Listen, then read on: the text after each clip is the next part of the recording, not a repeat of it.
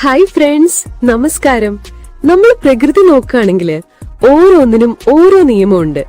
ഒരു വ്യക്തിയുടെ ജീവിതം സന്തോഷകരമാവുന്നതും സംതൃപ്തമാവുന്നതും ഒക്കെ തന്നെ അവർ വ്യക്തിപരമായി ചെയ്യുന്ന ചില കാര്യങ്ങളെ ആശ്രയിച്ചാണ്. അതിന് നമ്മുടെ ആഗ്രഹങ്ങളും വികാര വിചാരങ്ങളുമായിട്ടൊക്കെ വളരെയേറെ ബന്ധമുണ്ട്. അപ്പോൾ ഇന്ന് ഞാൻ പറയുന്നത് ലൈംഗികതയിൽ ചെയ്യുന്ന ഒരു വെറൈറ്റി രീതിയെക്കുറിച്ചും അതിന്റെ സവിശേഷതയെക്കുറിച്ചുമാണ്.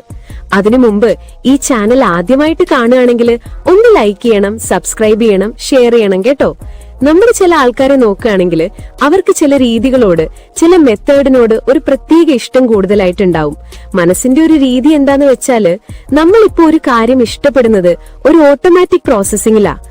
കൊണ്ട് ചെയ്യുന്നതിനകത്ത് കൂടുതലായിട്ട് ഇഷ്ടപ്പെടുന്നവരുണ്ട്.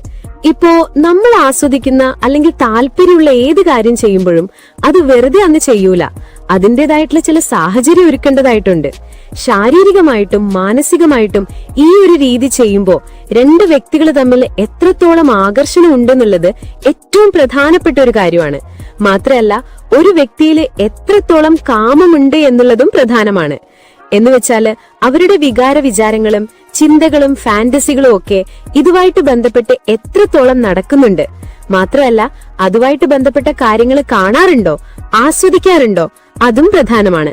ഇപ്പൊ നമുക്ക് ഇഷ്ടപ്പെട്ട ഭക്ഷണം ഒരു പ്രത്യേക സാഹചര്യത്തിൽ കഴിക്കുമ്പോഴാണ് കൂടുതലായിട്ട് ആസ്വദിക്കാൻ പറ്റുന്നത്.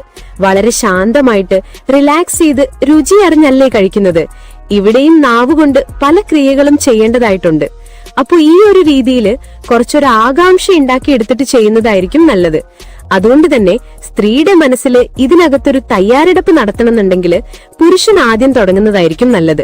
കാരണം പങ്കാളി ഇതിനകത്തൊരു പ്രത്യേക മൂഡിലേക്ക് വന്നു കഴിഞ്ഞാല് പുരുഷനെ സംബന്ധിച്ച് കുറെ ഗുണങ്ങളുണ്ട്. കാരണം ഈ സമയത്ത് പുരുഷൻ പറയുന്ന അല്ലെങ്കിൽ ചെയ്യുന്ന ഏത് കുരുത്തക്കേടും ആസ്വദിക്കാനുള്ള ഒരു മൂഡ് ഇവർക്കുണ്ടാവും. ഇപ്പൊ ഏത് പങ്കാളികളാണെങ്കിലും ഒരു കാര്യവും അങ്ങോട്ടും ഇങ്ങോട്ടും പറഞ്ഞു ചെയ്യിപ്പിക്കുന്നതിനോട് ആർക്കും അത്ര താല്പര്യമില്ല. എന്നാൽ ഇതിനകത്ത് റെസ്പോൺസ് കണ്ടിട്ടാണ് ഒരു കാര്യം ഇഷ്ടപ്പെടുന്നുണ്ടോ ആസ്വദിക്കുന്നുണ്ടോ എന്ന് നമുക്ക് മനസ്സിലാക്കാൻ പറ്റുന്നത്. സ്ത്രീകളെ സംബന്ധിച്ച് ലൂബ്രിക്കേഷൻ കുറവുള്ളവരുണ്ട്. അവർക്ക് ഈ ഒരു രീതി വളരെ എഫക്റ്റീവാണ്. തന്നെയല്ല, ഫോർപ്ലേയുടെ ഭാഗമായിട്ട് ഇത് ചെയ്യുമ്പോൾ മൊത്തത്തിലുള്ള ഒരു ബ്ലഡ് സർക്കുലേഷൻ കൂടുവാണ്. അതുപോലെ അവസാന സമയം നാവുകൊണ്ട് ചെയ്യേണ്ട ചില ക്രിയകളൊന്നും തുടക്കത്തിലേ വേണ്ട. കാരണം ഈ ഒരു കാര്യം ചെയ്യുമ്പോൾ എപ്പോഴും ലാസ്റ്റ് സമയത്തേക്ക് വേണ്ടി ചില ക്രിയകൾ മാറ്റിവെക്കണം. അത് അവസാനം വരെ ഒരു ആകാംക്ഷയായിട്ട് അങ്ങനെ കിടക്കുകയും വേണം.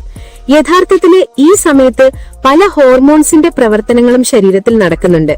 സ്നേഹത്തിന്റെയും സന്തോഷത്തിന്റെയും അതുപോലെ രോഗപ്രതിരോധ ശക്തിയുടെയും ഒക്കെ തന്നെ ഹോർമോൺസും പ്രവർത്തിക്കുന്നുണ്ട്. ശരിക്കും പറഞ്ഞാല് ഈ ഒരു രീതി ചെയ്യുമ്പോഴാണ് സ്ത്രീ ആണെങ്കിലും പുരുഷനാണെങ്കിലും ശരീരത്തിന്റെ ആരോഗ്യത്തിനും അതിന്റെ ആകർഷണത്തിനും ഒരുപാട് പ്രാധാന്യം ഉണ്ടെന്ന് നമ്മൾ മനസ്സിലാക്കുന്നത്. കാരണം താല്പര്യമില്ലാതെ ചെയ്യുന്നതും നല്ല താല്പര്യത്തോടെ ഇഷ്ടപ്പെട്ടിത് ചെയ്യുന്നതും രണ്ട് എഫക്റ്റ് ആണ്. ചിലർക്കാണെങ്കിൽ അടിക്കുന്നതിനേക്കാൾ കൂടുതൽ താല്പര്യം ഇതാണ്. ഇവിടെ നാവ് പ്രയോഗിക്കേണ്ടത് മുകളിലേക്കുള്ള രീതിയിലാണ്. അതുപോലെ ഇതിനോടുള്ള ആറ്റിറ്റ്യൂഡും വളരെ പോസിറ്റീവ് ആയിരിക്കണം.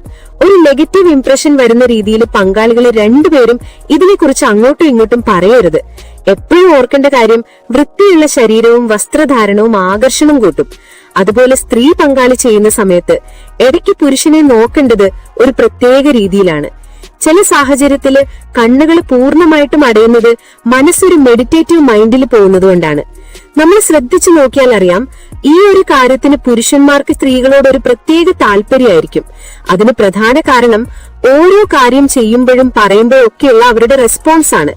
അതുപോലെ ലിംഗത്തെക്കുറിച്ച്, അതിന്റെ പ്രവർത്തനത്തെക്കുറിച്ച് ഇടയ്ക്കൊക്കെ ഒന്ന് പുകഴ്ത്തി പറയാം. ഏത് സ്ത്രീയും പുരുഷനും ആഗ്രഹിക്കുന്ന കാര്യമാണ് പങ്കാളിക്ക് അവരോടൊരു കാമം ഉണ്ടാവണം എന്നുള്ളത്.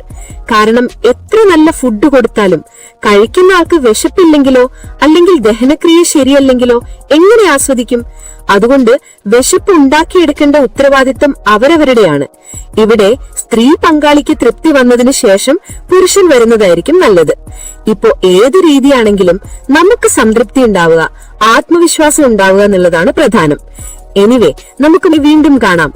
അപ്പൊ ചാനൽ സബ്സ്ക്രൈബ് ചെയ്യാൻ മറക്കരുത്.